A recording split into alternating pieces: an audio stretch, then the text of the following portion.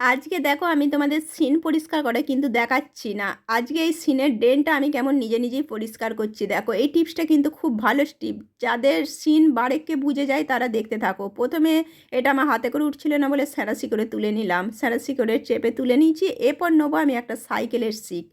সাইকেলের সিক মানে চাকার মধ্যে যে সিকগুলো থাকে, তোমরা যে কোনো সাইকেলের দোকানে যে বললেই হবে, একটা মাত্র সিক, ওটা একটু আঁকুশি থাকে তো ময়লাটা বার করার জন্য, যেমন কান খুশকি হয় সেরকম, সবাই বুঝতে পারছো। আর দেখো আমি এবার কেমন টেনে টেনে বার করছি, কান খুশকির মতো। কানে যেমন ময়লা বার করে অটোমেটিক ময়লাগুলো বেরিয়ে আসছে।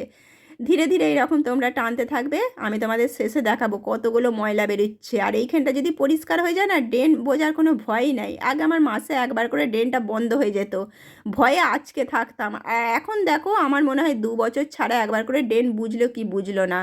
তোমরা শুধু ময়লাটা দেখো, এটা এত সুবিধা হবে তোমাদের পক্ষে, দেখে নাও।